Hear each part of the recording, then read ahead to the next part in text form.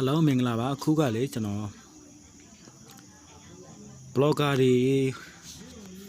ကိုစိတ်ကြိုက် domain name ချိတ်လို့ရတဲ့ပုံစံလေးပြမယ်เนาะချိတ်ပြမယ်เนาะအဲ့တော့ domain တစ်ခုလောက်ရမယ် domain တစ်ခုလောက်တဲ့ခါကြလို့ရှိရင် free domain တွေတော်တော်များများ website တွေရတယ်ပေါ့เนาะအဲ့ဒီမှာကျွန်တော်ညွှန်းတာကျွန်တော်လက်ရှိသုံးတဲ့ domain ကတော့ဒီမှာ free non ဆိုတဲ့ domain name domain ပေါ့နော် n1 non လားမသိဘူးကျွန်တော် escape ရတော့မကောင်းဘူးဗျအခုကျွန်တော်ဒီမှာပြနေတဲ့ website ပေါ့နော်အဲ့ link လေးကိုလည်းကျွန်တော် YouTube description အောက်မှာချပေးထားမယ်အဲ့မှာအကောက်ကတော့ဖွင့်လိုက်တော့ကျွန်တော်အကောက်ဖွင့်မပြတော့ဘူးဘာနဲ့ဖွင့်လို့ရလဲဆိုဒီမှာ register ရှိမယ်ဒီမှာ register ရှိမယ်နောက်တစ်နည်းကဒီမှာ Google Sign in ရှိမယ် browser မှာ Google Sign in ဝင်ထားပြီးသားဆိုရင် browser ကိုGoogle Sign in နှိပ်လိုက်တာနဲ့အကောက် join ရုံပဲပေါ့နော်အခုတော့ကျွန်တော်ကအကောက်ဖွင့်ပြီးသားဖြစ်တဲ့အတွက်ကျွန်တော်အကောက်နဲ့ပဲကျွန်တော်သွားမယ်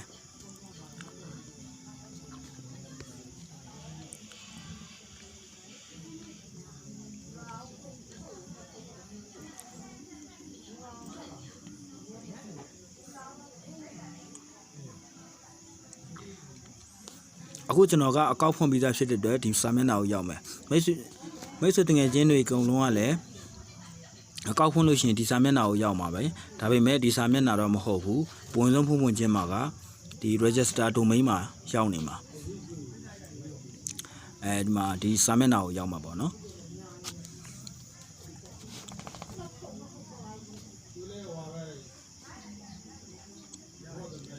လိုက်မကောင်းဘူးဗျာ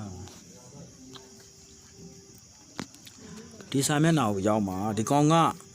free domain ကကိုဖွင့်တဲ့ချိန်ကြရဲ့3လနဲ့12လရဲ့အဲ့လိုမျိုးရွေးလို့ရတယ်အဲ့လိုမျိုးရွေးလို့ရတယ်ကို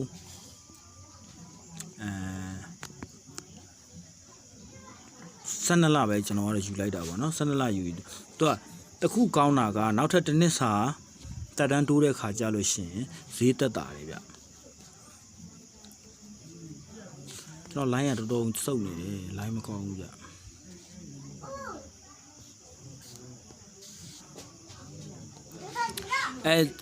အကောင့်စဖွင့်ဖို့ညင်းမှာဒီလိုမျိုးအမှ domain name ရှာရမယ့်ဟာပေါ့နော်အဲ့လိုမျိုးရောက်လာမှာကျွန်တော်အခု domain တစ်ခုထပ်ယူပြလိုက်မယ်အဲ့ဒီမှာကျွန်တော်ကဒီလိုယူတာပေါ့နော် NYI ညီကျွန်တော်ရဲ့ domain name ကိုပဲယူမယ်အဲ့မှာကျွန်တော်က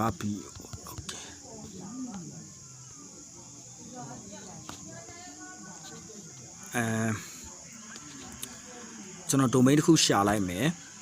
ကျွန်တော်လိုချင်တဲ့ domain ရှာမယ်ပေါ့နော်ဒါ domain name ကိုလိုချင်တဲ့ domain name ကိုရိုက်ထည့်ပြီးတော့ရှာရမယ်အဲ့ဒီမှာ तू ကဒါမျိုးတွေပြနေမယ်ဒါမျိုးတွေပြနေမယ်ဆိုလို့ရှိရင် तू ကအခုရတဲ့ဟာဆိုလို့ရှိရင်ပြတာကဘာပြလဲဆိုဒီမှာညီနေမိုး boss မှာGPCS GAMATK အဲ့တော့ဒီကြတွေကအမှားချပြနေဆိုရင်မရတော့ဘူးဗျအဲ့တော့ကိုကဘာလုပ်ရမလဲဆိုရင်ဒီမှာနော်လာဘေးတွေကြီးလဲလာဘေးတွေဆိုတော့ကွန်းဆိုရင်လည်းတန်တယ်တော့ကွန်းဆိုလို့ရှိရင်လည်းဒီကောင်ဆိုလို့ရှိရင်8.38 ဒေါ်လာပဲရှိမယ်เนาะဒီကောင်ဆိုရင်$6ပဲရှိမယ် .net ဆိုလို့ရှိရင် org ဆိုရင်$10 လောက်ရှိမှာပေါ့เนาะခုကျွန်တော် domain တစ်ခုကရှာအောင်မှာဘာဖြစ်လို့လဲဆိုတော့ဘော်ရာတွေကို domain ယူပုံယူနည်းပြပေးမလို့အော်ဒီမှာဒါကကျွန်တော်ဒါ domain ရှိပြီးသား domain နှစ်ခုကျွန်တော် join တာဒီမှာဟိုတနေ့ဒါ domain ယူထားပြီးသား join ဖို့တော့ဆိုကျွန်တော်ဘော်ရာတွေကို domain အစ်စ်လုပ်တဲ့နည်းပြပေးအဲ့မဲ့ဒီ site ကလွယ်တယ်ဗျ domain ရှာရတာဒီဘာကြီးကလွယ်တယ် YINA EBOOK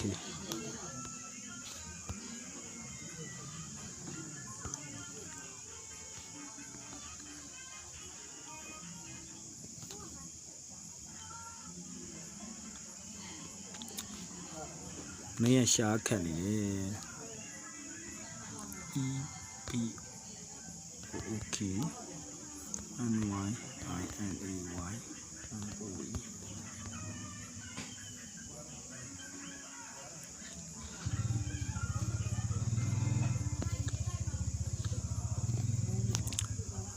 ယူတဲ့လူကများတာပြီလား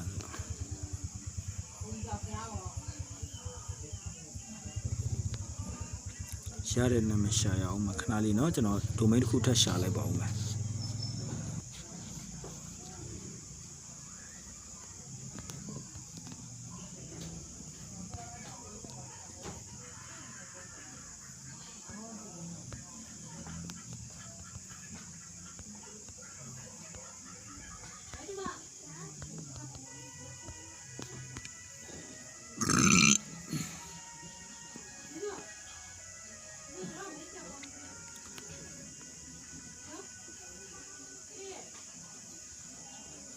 လိုင်းကလုံးလုံးကိုမကောင်းဘူးကြာလိုင်းတော်တော်မကောင်းတာ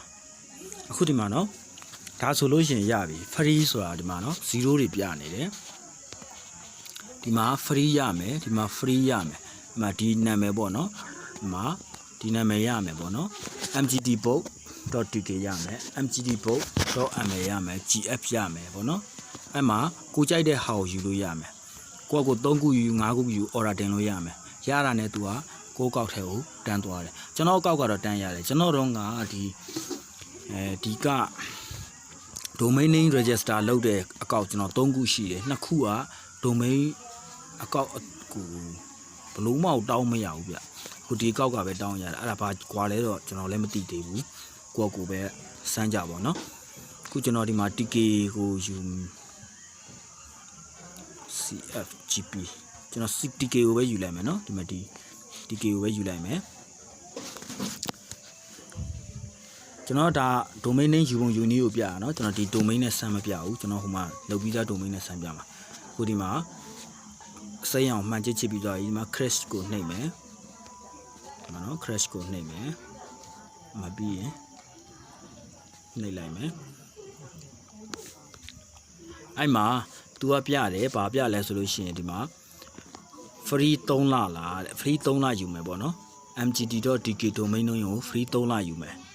အဲ့တော့ကျွန်တော်က3လမဟုတ်ဘူး12လယူချင်တာဆိုရင်အဲ့ကောင်ကိုနှိပ်လိုက်ပါပြီးလို့ရှိရင်ဒီမှာ free ရတဲ့ပမာဏအမြင့်ဆုံးထိကိုယူမယ်ကျွန်တော် free ရတဲ့ပမာဏအမြင့်ဆုံးက12လရှိရဗျာနော်ဒီမှာနော်12လရှိတယ်အဲ့ဒီမှာကျွန်တော်တို့တက်တန်းတိုးတဲ့ခါကျရင်ဒီမှာ1 year ကို$9ရှိမယ်တခါတော့$0ရှိမယ်ဆိုတော့တန်တယ်ဟောနော် domain နဲ့ရဈေးရတအားတန်တယ်အမှပြီးပြီဆိုလို့ရှိရင်ကျွန်တော်တို့ဒီမှာ confine နှိပ်လိုက်ရုံပဲเนาะ confine နှိပ်မယ်ဒီ account ဖွင့်နေမပြဘူးဆိုတော့လေ account ဖွင့်တာဒါလွယ်လို့မပြတော့တာเนาะဟုတ်ပြီအဲ့ဒါဆိုလို့ရှိရင်ကျွန်တော်တို့ဒီမှာအမှန်ချစ်ပြီးတော့ဒီမှာ order တင်ရုံပဲရတဲ့အကောင့်ဆိုလို့ရှိရင်ချက်ချင်း domain name ရတယ်တချို့အကောင့်တွေဆိုလို့ရှိရင်12နာရီကြာတယ်တချို့အကောင့်တွေဆိုလို့ရှိရင်တော့15မိနစ်အတွင်း domain name ရတယ်ပေါ့နော်အခုကျွန်တော်အကောင့်ကတော့15မိနစ်အတွင်းရတယ်ဗျအကောင့်ကတော့ဘာကွာနေမှန်းတော့မသိဘူးကျွန်တော်3ကောက်ရှိတယ်3ကောက်ကို2ကောက်ကမရဘူးဒီကောက်ကပေါ့ရတယ်မိတ်ဆွေတို့လည်းစမ်းကြည့်ကြပါနော်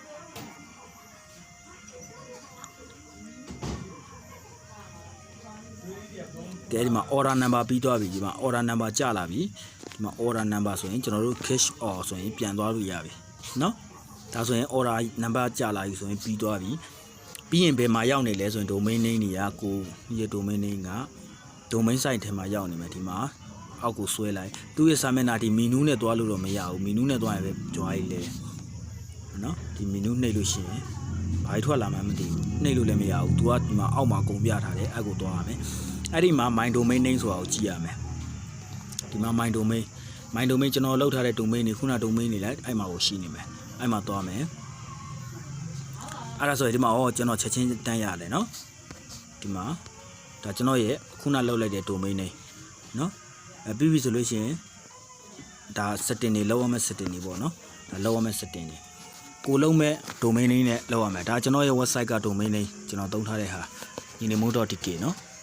အခုကျွန်တော်လုပ်ပြမယ် domain name ကဒီ Chris Mama နဲ့ကျွန်တော်လုပ်ပြမယ် Chris Mama domain name ကိုကျွန်တော်တို့ဒီမှာနှိပ်ရမယ်ပေါ့နော် setting လေးကိုနှိပ်လိုက်เนาะကိုလုံးမဲ့ domain name ရဲ့ setting ကိုပဲနှိပ်ရမှာเนาะကျွန်တော်တစ်ချက်ပြန်ပြမယ် ဒီမှာကိုလုံးမဲ့ domain name ရဲ့ setting ကိုနှိပ်ရမယ်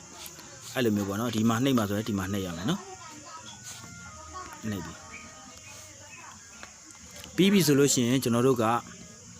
DNS ကိုပြောင်းရမယ်ဗျဒီ DNS free DNS ကိုနှိပ်ရမယ်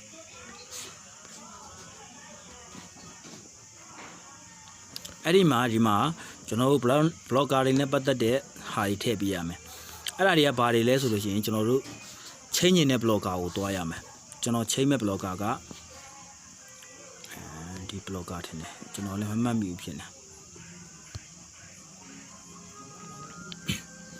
ကျွန်တော်ချိန်မဲ့ blogger ဒီ blogger ကိုကျွန်တော် domain name ချိန်မှာပေါ့နော်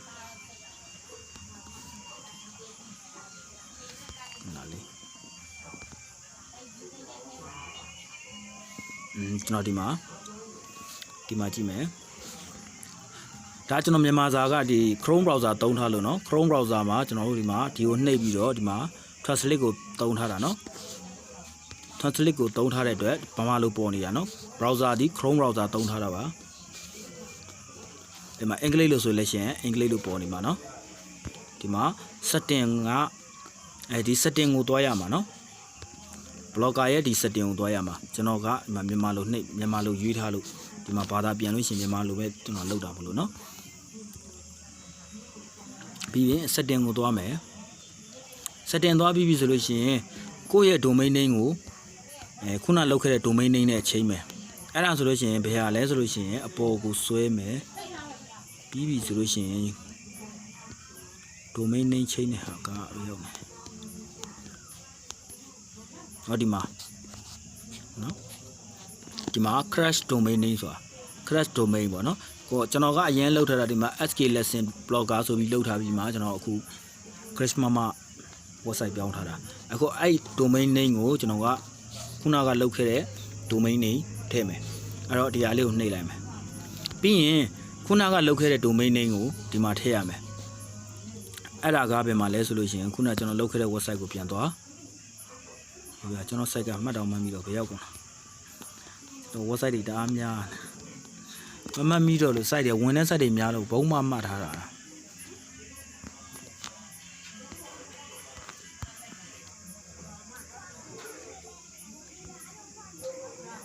ဟောဒီမှာ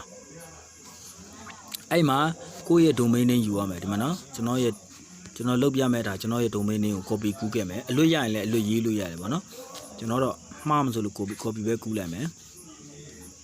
copy ပြီးရင်ကိုယ့်ရဲ့ site ကိုသွား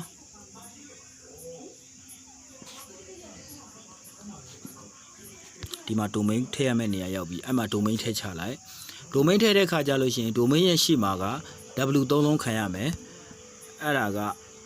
www. အမှာ www.crashmama.cs ဆိုတဲ့ domain name ကိုကျွန်တော်က browser မှာအဲ့လိုမျိုးပြောင်းနေတာပေါ့နော်အဲ့လိုထည့်ပြီးပြီဆိုလို့ရှိရင်ဒီမှာ save နှိပ်လိုက်ရမယ် save နှိပ်လိုက်လို့ရသွားပြီလားဆိုမရဘူးဘာကြီးလောက်ရမလဲဒီမှာကိုယ့်ရဲ့ domain name နဲ့blogger နဲ့ကိုအတည်ပြုရမှာပေါ့နော်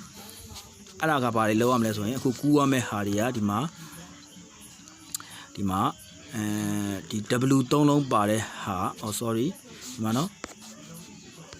ကျွန်တော်ကူးရမယ့်ဟာတွေဝယ်ပုံဆုံးအမှန်ချစ်ပြမယ်နော်ဒီမှာ w 3လုံးပါတဲ့ဟာထည့်ရမယ်ပြီးပြီဆိုလို့ရှိရင်ဒီမှာ gf ကနေပြီး .com ထိပါတဲ့ဟာနော်ကွန်းစာကွန်ပိတ်မပါဘူးဒီမှာ ghs.google.com ပါတဲ့ဟာကူးရမယ်ပြီးလို့ရှိရင်နောက်ကဒီမှာ name ဆိုတဲ့ w စမှာနော်ဒီ w ကနေပြီးတော့အဲ့ဒါကနေပြီးဒီအောက်ထိကူးရမယ်ပေါ့နော်ဒီလိုမျိုးကူးရမယ်ဒီ name မပါဘူးနော်မှတ်မိလားဒီမှာ w 3ဒီမှာ w 3လုံးရယ်ဒီပြီးရင်ဒီကောင်ရယ်ပြီးရင်ဒီကောင်ညနေပြီးဒီထိကူးရမယ်နော်အဲ့ထိကူးရမယ်နောက်တစ်ချက်ကကြတော့ဒီလိပ်စာပေါ့နော်အဲ့လိပ်စာအဲ့ဒါကတော့ထားလိုက်အောင်ခုနကကျွန်တော်ပြတဲ့ဟာ3ခုကို copy ကူးရမယ်1 2 3အဲ့3ခုကူးရမယ်နော်အဲ့တော့ကျွန်တော်က w 3လုံးကတော့မကူးတော့ဘူးကိုယ့်ကိုရိုက်ထည့်တော့မဲ့အတွက်ကျွန်တော်ဒီကောင်လေးကိုကူးလိုက်မယ် gs မယ်နော်အမတ် .com copy ကူးမယ်ပြီးလို့ရှိရင်ခုနကကျွန်တော်တို့ domain site ကိုသွားမယ်ပြီးပြီဆိုလို့ရှိရင်ကျွန်တော်တို့က ဒီအပေါ်မှာဒီပေါ်မှာ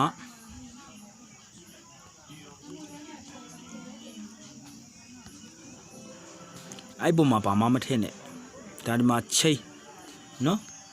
ဒီမှာက A ဆိုတာလေးကိုနှိပ်လိုက်မယ် A ဆိုတာကိုနှိပ်မယ်ပြီးရင်ချိန်မယ်နော် A ဆိုတာလေးကိုနှိပ်မယ်ချိန်မယ် A ချိန်မယ်ပြီးပြီဆိုလို့ရှိရင်ဒီမှာအပေါ်ကွက်မှာ W 3လုံးထည့်ရမယ်အောက်ကွက်မှာကကျွန်တော်တို့ခုနက copy ကူးလာတဲ့ဟာလေးထည့်ရမယ်မနော် copy ကူးလာတဲ့ဟာထည့်ရမယ်ပြီးပြီဆိုလို့ရှိရင်ကျွန်တော်တို့ကနောက်ထပ်တစ်ခုထပ်ထည့်မှဖြစ်တဲ့အတွက်ဒီမှာ mouse ကိုအပေါင်းထပ်နှိပ်ရမယ်နောက်တစ်ခါ mouse ပေါင်းနှိပ်ပြီးရင်ထုံးစံတိုင်းပဲဒီမှာ chain ဆိုတာနှိပ်ရမယ် chain နှိပ်ပြီးသွားပြီဆိုလို့ရှိရင်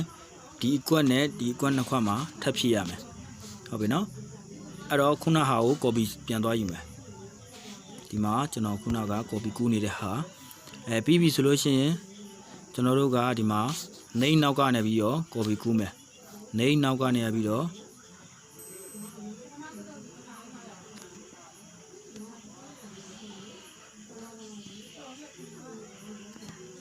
ဒီမှာ dot ကွန်းထိကူးရမယ်နော်ဒီ dot ကွန်းထိကူးရမယ်ဒါတွေက blogger တွေblogger တွေအကုန်လုံးကအတူတူပဲဒီပုံစံတိုင်းပဲเนาะအဲ့ဒါကို copy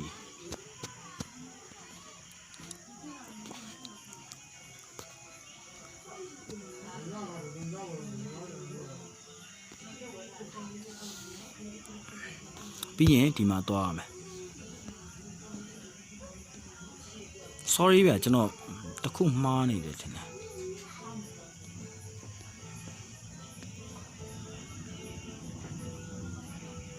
မမားပါဘူးဟုတ်တယ်မမော်ဒီတိုင်းပဲเนาะဒီလိုမျိုးသွားရမယ်ဒီမှာ copy paste ချရမယ်ပြီးရင်နောက်ထပ် more ထပ်နေရမယ်ထင်တယ်ဟုတ်လား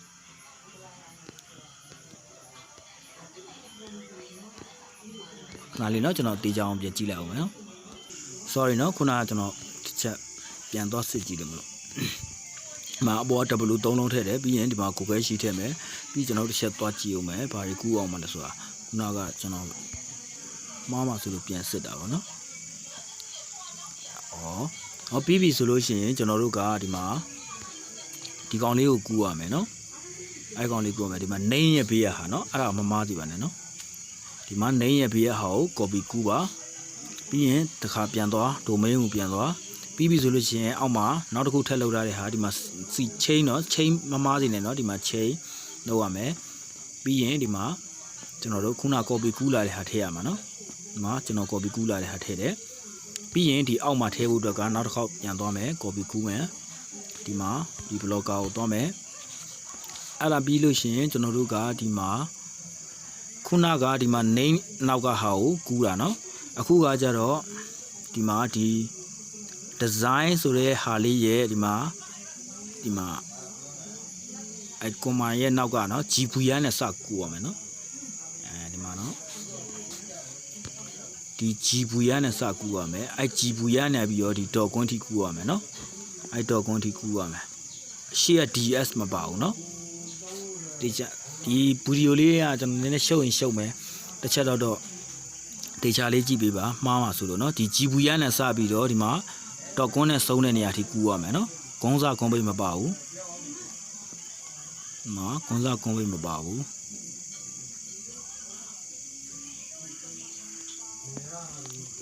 ဘာဖြစ်နေရတော့ဟာ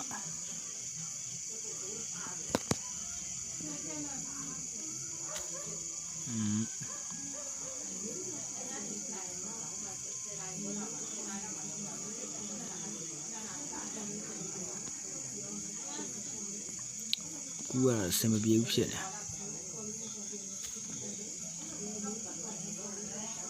ဂျီပူရနေရပြီးတော့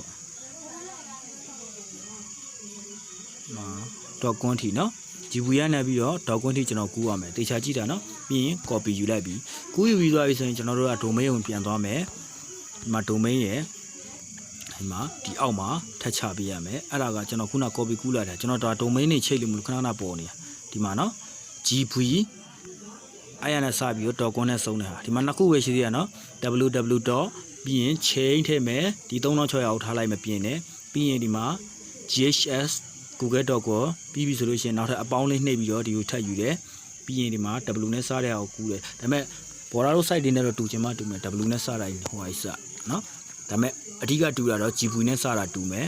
ဒီမှာအပေါ်ဟာတော့တူမယ် www နဲ့ GHS Google Doc ကအဲ့ဒါတော့တူမယ်ကြက်အောက်ကဟာတော့ blogger ID တွေမတူတဲ့အတွက်အဲ့လိုမဖြစ်မယ်အဲ့တော့ပြီးသွားပြီဒီမှာဒီနှစ်ခုနဲ့ပြီးသွားပြီဒီနှစ်ခုနဲ့တင်ကျွန်တော်တို့က domain ချိတ်လို့ရတယ်ဒါပေမဲ့ပို့ပြီးတေချအောင်ဘာတွေလုပ်ရမလဲဆိုလို့ရှင်ဒီအပေါင်းလေးကိုနှိပ်အပေါင်းကိုနောက်တစ်ချက်၄ချက်နှိပ်ရမှာเนาะအပေါင်းဒါတော့အခုမှတစ်ချက်ပဲရှိသေးတယ်ပြီးပြီဆိုလို့ရှင်ကျွန်တော်တို့ကဒီbrowser ကိုထပ်သွားမယ်ဒီကိုထပ်သွားမယ်ပြီးပြီဆိုရင်ကျွန်တော်တို့ဒီမှာဒီကလိပ်စာကိုကူးရမယ်ဒီမှာ HTTP နဲ့ဆိုတာဟာ HTTP ကစတဲ့ဟာကိုဒီမှာကဏ္ဍနဲ့စုံးတဲ့ကဏ္ဍဒီကိုကူးရမယ်ဘာလို့ကူးခိုင်းတာအောင်ဆိုတော့အဲ့ထဲကိုသွားထည့်မှာတော့မဟုတ်ဘူးဒီမှာကူးယူပါကူးယူပြီးရင်ကျွန်တော်တို့ကဒီမှာကူးယူပြီးသွားရင်ကျွန်တော်တို့ကဒီမှာ tablet တစ်ခုအသစ်ထပ်ထုတ်လိုက်ပြီးတော့ဒီမှာအဲ့ခုနကူးလာတဲ့လိပ်စာကိုဒီမှာချလိုက်เนาะအမှချလိုက်ပြီဆိုလို့ရှိရင်ဒီမှာအပေါ်ကိုဆွဲလိုက်အပေါ်ကိုဆွဲဒီမှာကဏ္ဍတွေရှိတယ်ဒီကဏ္ဍတွေကို copy ကူးရမှာပေါ့နော်ဒီမှာဒီကဏ္ဍ၄မျိုးပေါ့နော်အဲ့ကဏ္ဍ၄မျိုးထည့်ရမယ်အဲ့ကဏ္ဍ၄မျိုးကဒီမှာကြံတဲ့ဟာတွေတူတယ်ဘာတွေမတူတာလဲဆိုလို့ရှိရင်သူကဒီနောက်ပိတ်တွေမတူဘူးဒီမှာနော်ဒီနောက်ပိတ်တွေမတူဘူးအဲ့ဒါကိုသတိထားပါအဲ့ဒါအစင်လိုက်ထည့်ရမယ်ကျွန်တော်တစ်ခုချင်းကူးပြီးတော့ပဲထည့်ပြမယ်နော်ကူးယူပါပြီးပြီဆိုလို့ရှိရင်ကျွန်တော်တို့ဒီမှာခုနက domain ကိုသွားမယ်အပေါ်ဆုံးတစ်ခုကျွန်တော်ကူးခဲ့ပြီနော်ပြီးပြီဆိုလို့ရှိရင်ကျွန်တော်ရဲ့ခုနက domain site ကိုပြန်သွားမယ် site တွေလည်းများလိုက်တာကိုတော်မျက်စိတွေလဲလိုက်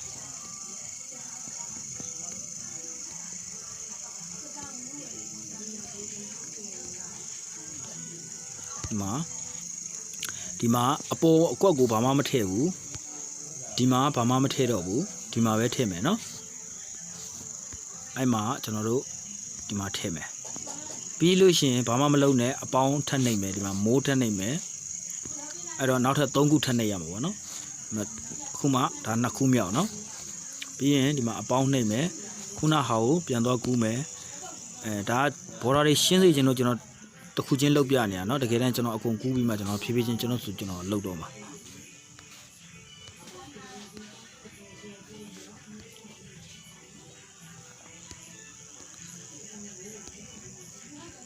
မျက်စိတွေလဲနေတယ်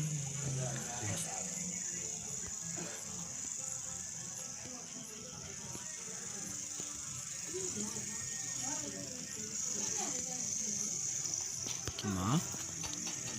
မှာအောက်ကွက်ကိုထည့်မယ်ခုနတိုင်းပဲအောက်ကွက်ကိုထည့်မယ်ကူးလာတဲ့ဟာဒီမှာနော်အပေါ်က 3.21 ဒီကောင်က 3.21 နော်ခုထပ်ပြီးတော့တွားယူအောင်မယ်ဒီမှာအခု36.21နဲ့စုံတဲ့ဟာပေါ့နော်အဲ့ကောင်ကူးမယ်ပြီးရင်ပြန်သွားထည့်မယ်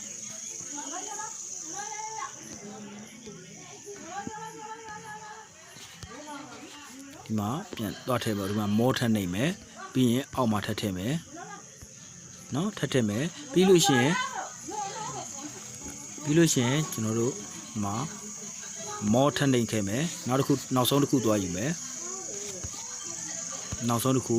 ဒီမှာ 38.21 နဲ့စုံတဲ့ဟာ copy ကူးယူမယ်ပြီးရင်အဲ့ site ကိုပြန်သွားမယ်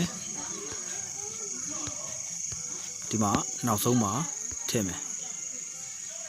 နော်ဒါတွေကတော့အတူတူတွေပါပဲ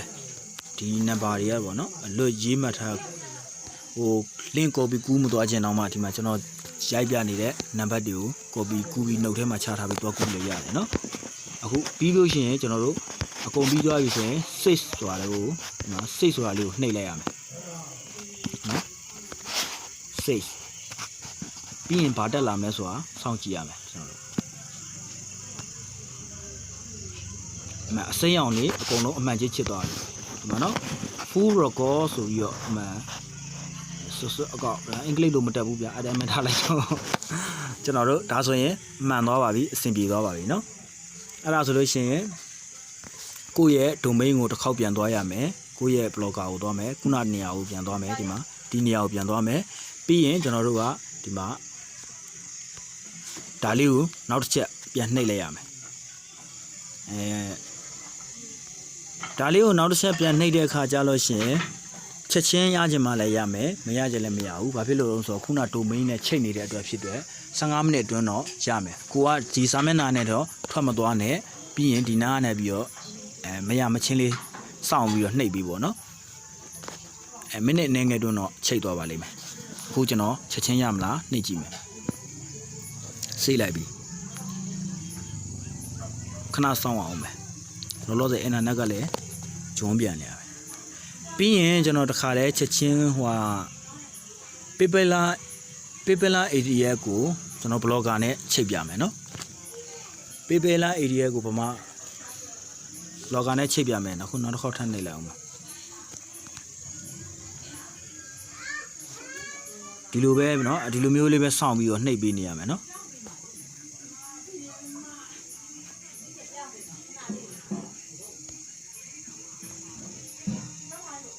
ကျွန်တော် line အောင်လုံးမကောင်းဘူး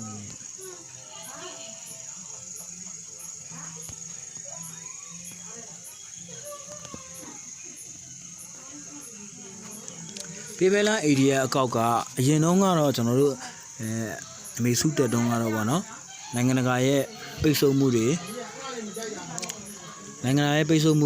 ဖြည့်လျှော့သွားတဲ့အတွက်မြန်မာနိုင်ငံကို Pipela area ကမြန်မာနိုင်ငံလိပ်စာနဲ့ဖွင့်လို့ရတယ်ဘာမြန်မာနိုင်ငံလိပ်စာနဲ့ဖွင့်တဲ့အကျိုးကျေးဇူးကဘာရလဲဆိုလို့ရှိရင် Payoneer အကောင့်ကိုတခါတည်း Pipela အကောင့်နဲ့ join လို့ရမယ် Payoneer အကောင့်ဆိုတာကဘဏ်ကတ်ပေါ့နော် Payoneer ဘဏ်Master ကတ်ကိုမြန်မာနိုင်ငံအနေနဲ့ရောက်ပို့ပေးတဲ့ website တစ်ခုပေါ့နော်ဘဏ်တစ်ခုပေါ့သူကမြန်မာနိုင်ငံနဲ့ Pipela အကောင့်ကိုမြန်မာနိုင်ငံနဲ့ဖွင့်ခြင်းက Payoneer အကောင့်ကိုမြန်မာနိုင်ငံကို iCat ပို့ပေးနိုင်တယ်ပေါ့အခုကကြတော့နိုင်ငံတကာရဲ့ပိတ်ဆို့မှုတွေရှိတဲ့အခါကျတော့ဘာဖြစ်လဲဆိုတော့ကျွန်တော်တို့ Pipela area ကမြန်မာနိုင်ငံနဲ့ဖွင့်လို့မရဘူးတပြည့်နိုင်ငံနဲ့ဖွင့်ရမယ်အဲ့တော့ကျွန်တော်တပြည့်နိုင်ငံနဲ့ဖွင့်ထားတာတခုရှိရဲကျွန်တော်မြန်မာနိုင်ငံနဲ့ဖွင့်ထားတာတခုရှိရဲမြန်မာနိုင်ငံနဲ့ဖွင့်ထားတဲ့ဟာကကျွန်တော်ကြော်ညာမထိုးတဲ့လူရွာရေးလည်နေတော့မှာပဲအကောက်ကနိုင်ငံတက်နိုင်ငံနဲ့စာပါမပေးပါဘူးဆိုတာမျိုးဖြစ်သွားတယ်ပေါ့အဲ့တော့ကျွန်တော်အတစ်တစ်ခုထပ်ဖတ်လိုက်ရတာကဲကျွန်တော်ဒါလေးကို copy ကူးလိုက်အောင်မယ်နော်ကျွန်တော်စိမ့်နေလိုက်မယ်ပြန်နှိပ်ကြည့်မယ်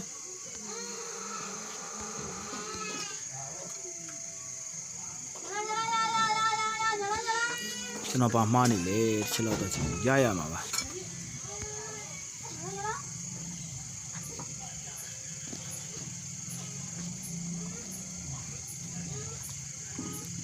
W3GU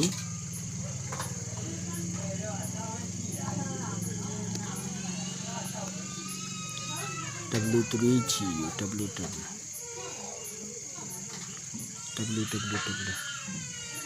G-Sharp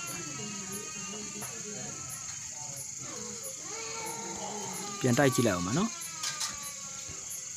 W3GU နဲ့ဆုံးတယ် W37GU နဲ့ဆုံးတယ် W37GU နဲ့ဆုံးတယ် thb.com မှန်တယ် www. မှန်တယ်ဟုတ်ပြီဒါဆိုရင်မှန်ပါပြီဒါကကျွန်တော် line မကောင်းလို့အဲ့လိုမျိုးဖြစ်နေတာပေါ့နော်ကျွန်တော်တစ်ချက်လောက်ပြန်တော့ကြည့်လိုက်တော့ခဏလောက်စောင့်ရရောကျွန်တော်ပြန်ဖွင့်လာမယ်နော်ကဲဒါကမိနစ်နဲ့ကျွန်တော်ခုနကစောင့်တဲ့အချိန်နဲ့ဆိုရင်အကုန်လုံးစိုးပေါင်း15မိနစ်နီးလောက်တော့5မိနစ်နီးလောက်ကြာတယ်ပေါ့နော်15မိနစ်တောင်ဆို sorry ကျွန်တော်ခုနက post နှိပ်ပြီးတော့စောင့်နေလိုက်တယ်ပေါ့နော်အခုကျွန်တော်ရဲ့ domain ကဒီမှာချိတ်သွားပြီနော်ဒီမှာဒီ domain ချိတ်သွားပြီအဲ့တော့ကျွန်တော်တို့ဘာပြင်စရာလိုလဲဆိုလို့ရှိရင်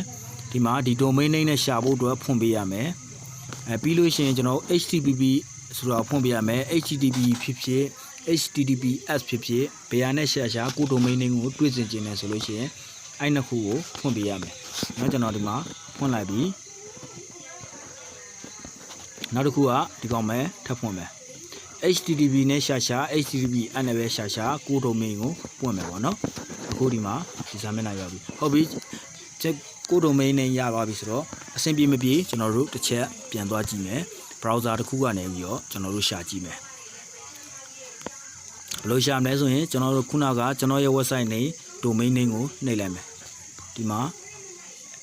ကျွန်တော်ခုန copy ကူးလာတဲ့ domain ပေါ့နော်ဒီမှာဒီလိုလဲရပါတော့ www.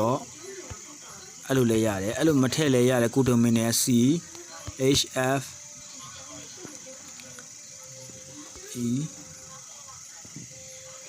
မမီဘူးကို domain နဲ့ကိုမမီဘူးဖြစ်နေဟော chef chef krishmama .cf ဒါခုနကျွန်တော်လောက်ခဲ့တဲ့ domain name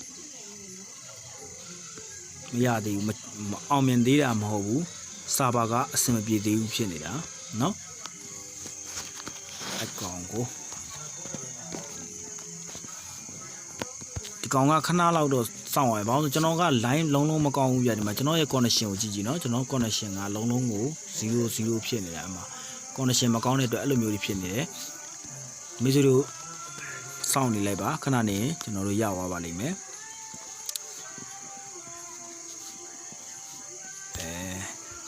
ခုနစာမျက်နှာပြန်သွားမယ်ကျွန်တော်ဘာသာပြန်ကြည့်လိုက်ပါဦးမယ် iski ရတာကျွန်းလုံးလို့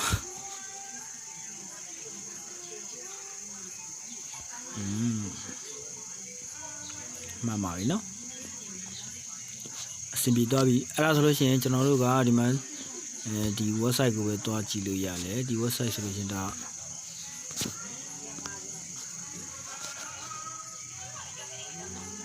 နော်